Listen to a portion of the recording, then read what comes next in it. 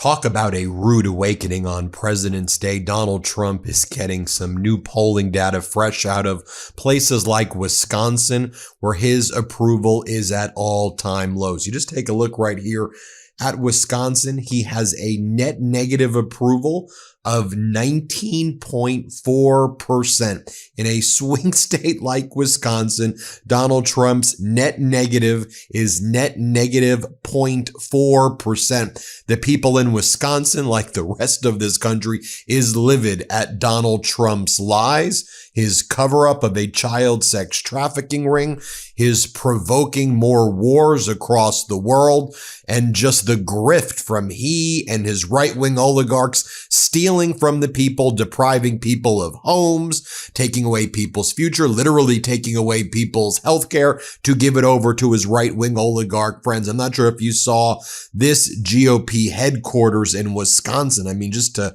show you the people's rage is labeled pedophile protectors over the GOP offices right there. We've just learned that Cargill Meat Solutions is now laying off its entire staff. It's shutting down factories there. Wisconsin workers paying the price of Donald Trump's failed economic policies and erratic trade war. Yep, Cargill Meat Solutions, which has been around forever, announced the closure of a protein processing facility in Milwaukee, Wisconsin, has lost over 2,000 manufacturing jobs as Trump has catapulted the United States into a manufacturing recession. In addition, one of the things that Donald Trump's recent executive orders overturning these findings that global warming creates health problems. One of the main issues that are being caused is that we're seeing huge amounts of jobs being lost as well. Wisconsinites could see almost $19 billion in fuel costs, $5 billion in health harms through 2025 based on the repeal of the finding that greenhouse gases cause harm.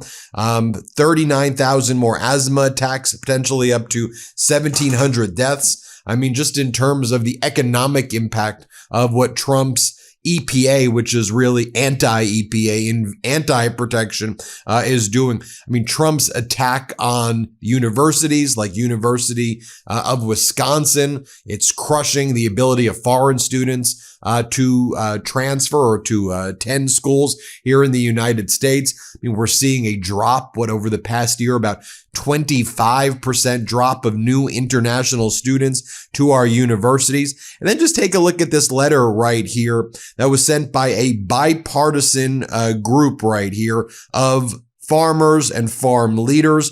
It was sent to the House Agriculture Committee as well as the Senate Committee on Agriculture.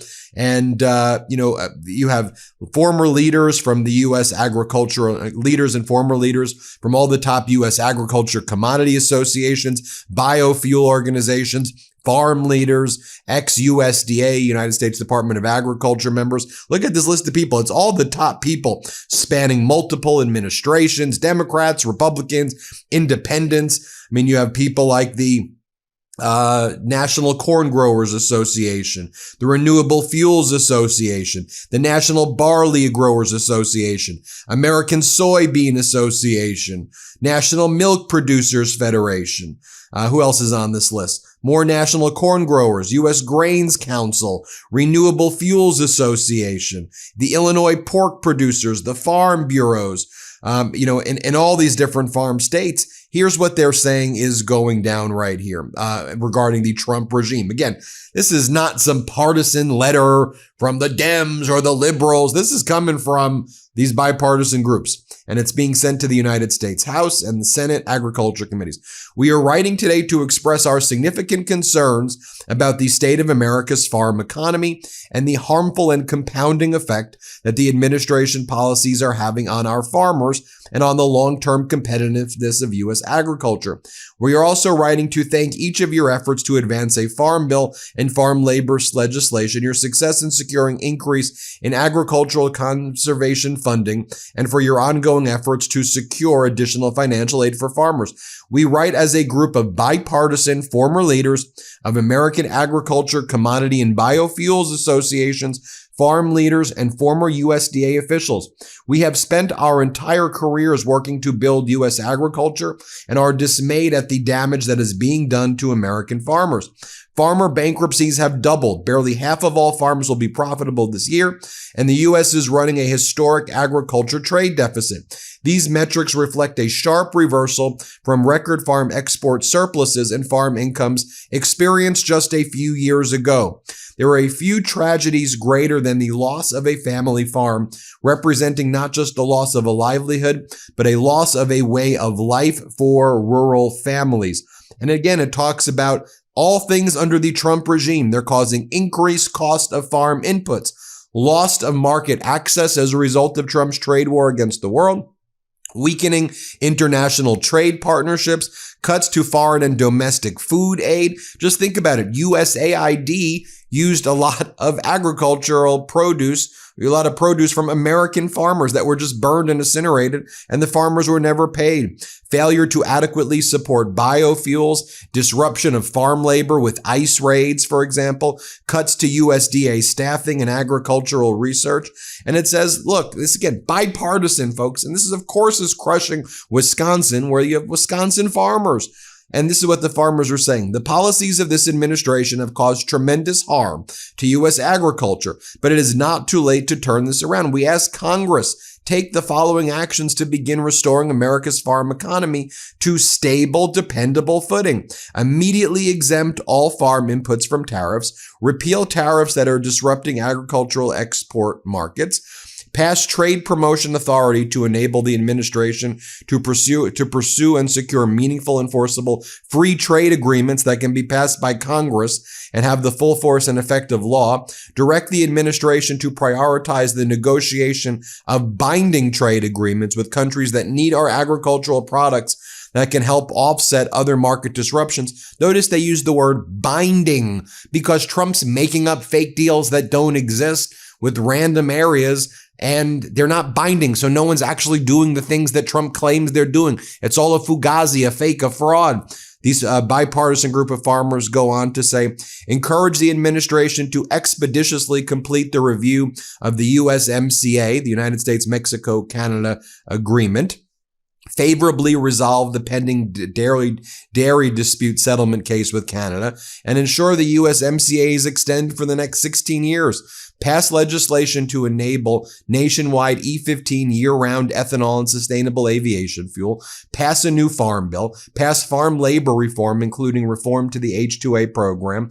Restore funding for land-grant agricultural research, critical USDA staffing, and domestic international food aid programs. And again, what these farmers are saying is, don't play us like fools. Don't think we're idiots. Don't come into our towns and say, oh, I love the farmers. The farmers love me. The farmers love Trump. They're like, no, you're not helping the farmers. You are screwing the farmers, and we're not stupid. Stop treating farmers like we're dumb. We know what you're doing, and you're crushing states like Wisconsin.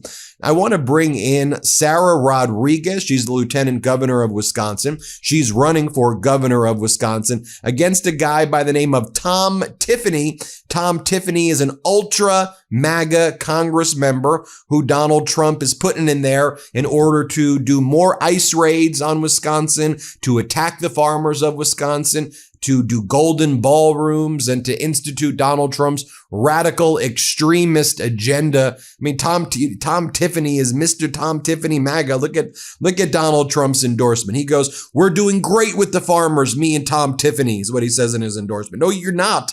No, there's a reason why y'all are negative 19.4. All right. I want to bring in Wisconsin Lieutenant Governor Sara Rodriguez, who is running for governor in the Democratic primary. Lieutenant Governor, it is great to see you. I mean, look, all states are under attack right now from this Trump regime, and especially when it comes to healthcare costs. But I just know when I speak with people in Wisconsin, they tell me over and over again, it's it's at a crisis point where people are dying and feel that they're about to die. And I don't want to mince words about what this is. People are worried they're about to die because they can't access healthcare. Yeah. I'm a nurse by background. I have spent my entire career in healthcare. I ran for office because I was so disappointed in the COVID response here in Wisconsin. And as lieutenant governor, I've gone to all 72 counties. Every year I've been lieutenant governor. And you're right. People are really scared right now about what's happening within healthcare. I've talked to small business owners who are basically not going to be re-upping their insurance on the exchange because they simply can't afford the premiums without the tax credit subsidies. And so they're just holding on and crossing their fingers and hoping that they're going to be okay for a year or two and hope the next Congress comes in and fixes this. These things that Trump and, the Republican like Tom Tiffany here in Wisconsin, that they've broken. And these costs are just going up exponentially for people. And it's especially where Trump has destroyed the people who collect the data. But the thing that it's hard to know is, because you always hear, I've heard tons of stories like this. My neighbor was feeling sick and they said, you know what? I'm not going to go. I can't afford going to the doctor. And so they didn't go. It developed into something. And then somebody, in their 40s or 50s dies. Yeah. And that's directly traceable to this. And when other countries are looking at what's happening here, how cruel and unusual it is that in the United States of America in 2026, frankly, any time frame, we let people die instead of giving them access to healthcare in this country. And then you have Trump and Dr. Oz and RFK Jr. doing pull-ups and doing weird voice, whatever. And he's out there, saying it's great. We've saved your healthcare. And, as you're telling me, the people aren't buying that. No, they're not. They're not, because they can see what their bills are. They can see, they've got eyes, they've got ears, they're able to do math. They know that their healthcare bills are increasing. They know that their premiums have gone up exponentially. I mean, I was an emergency room nurse prior to the Affordable Care Act passing. And I still remember this man coming in, single dad, was newly diagnosed with congestive heart failure. He should have been in the hospital and he left. He signed out against medical advice, AMA, because he said he couldn't afford to miss work. And there was no way that he could afford a hospital stay because he didn't have the insurance to be able to pay for it.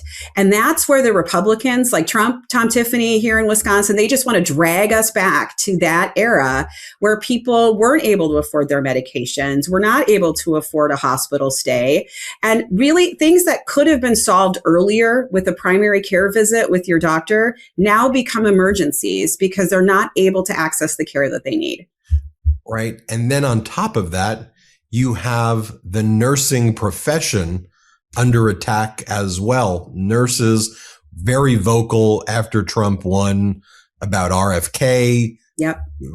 Giving lots of warnings. We featured stories of nurses here about what was going to happen. And it just seems like when Trump and this regime is thinking about while other people are thinking about, we'll talk about, your platform going forward for Wisconsin. Like, what can I do to help people access healthcare, access education, afford homes, do things? For the Trump regime, they sit around and they're just like, you know what we should do? Let's not call nursing a profession anymore. And let's just make sure that how can we use the Department of Education to screw over nurses? Or, what can we do to hurt the children? Should we take away their lunches? Let's take away their lunch. And you're like, what are you doing? Shouldn't the government be helping and not inflicting pain? But nurses, the profession of nurses is just entirely under attack by this regime. Yeah. I mean, I could not believe it when they came out that said nurses were not a profession. I mean, come on, right? We are able to take care of so many different people across the healthcare system. Anybody who's accessed the healthcare system knows how much nurses care and how much work we do to make sure that people stay healthy. And so it was so rude and honestly, shockingly stupid for them to do this because we already have a nursing shortage. And then to come out and say we're not professionals and that we can't access either loans or dollars to be able to get an advanced education, you're just going to make the whole healthcare system worse. Talk to us about this primary, though. It's a crowded field. Spoke with some of the other candidates. It's a field rich with qualified fighters, including yourself.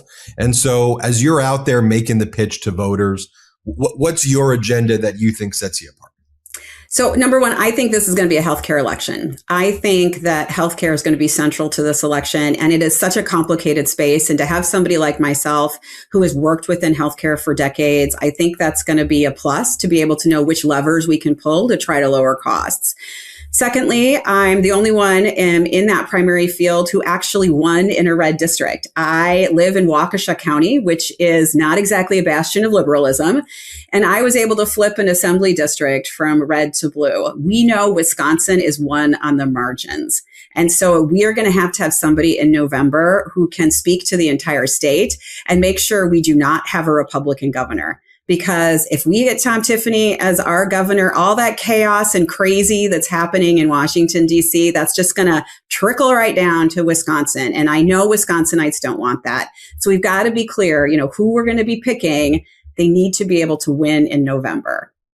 What I appreciate, something you did recently where you acknowledged that you misspoke on something. Yeah. You just said, I misspoke. I really didn't, and most politicians don't say that, they either double down or they say something, different. You said, I didn't mean that. And, the question was framed about administrative warrants and, your overall view of it. And you gave kind of a technical answer and people said, well, are you embracing this idea of administrative warrants? And I think you understand, like my own view. And that doesn't mean others have to share my view, but my view on the show is that ICE and Border Patrol, frankly, need to be abolished in their current constitution. This is not what ICE is supposed to do. This is not what Border Patrol is supposed to do. It needs to go. But I think what you were hearing, and I want you can address it, is that people feel this is an existential moment because it is, and people don't view this as politics as normal. They see a fascist regime out there that is invading states and doing it unconstitutionally. And so, and I think as you're seeing people thinking about governors, it's which governor is going to fight back against the fascism. So can you address that and assure the people, in Wisconsin that you understand the fascist threat and that you're going to fight back against it? Absolutely. I was actually the first primary candidate here in Wisconsin to issue a statement and a plan of how we could proactively defend ourselves against these lawless ICE agents and federal agents. So I called upon the legislature to be able to make sure that they were unmasked, that they wore clear identification. They wore body cameras. They should not be doing raids in places like churches, schools, healthcare systems, courthouses, any place that where people actually need to access services, and that they should be able to they need a judicial warrant to do arrests. And so, yes, I misspoke, but I just want to be clear about that. And I did this actually before Alex Preddy was killed. I could see that we needed to have a proactive stance in Wisconsin before they came in. And so I just want to be clear about that. And then before we go, where could people learn more about the campaign? And what else do you want to say? We have 6 million subscribers out there who are watching it. People in Wisconsin know the work you do as a lieutenant governor. But for those who are being introduced to you for the first time, what's kind of your final message and your pitch to everybody? Well, politicians aren't so trusted right now, but nurses are. And I think that this is a way that we can have leadership where we can get more trust in government. If you want to learn more about my campaign, you can go to Sara, SARA4WI.com. Learn more about my stances, my healthcare plan. We're rolling out different initiatives and would love people's support along the way. Lieutenant Governor Sara Rodriguez, we appreciate you sharing. Come back and let's chat more. All right. Thank you so much. I appreciate it. Everybody hit subscribe. Let's get to 6 million subscribers. Want to stay plugged in? Become a subscriber to our Substack at MeidasPlus.com. You'll get daily recaps from Ron Filipkowski, ad-free episodes of our podcast, and more exclusive content only available at MeidasPlus.com.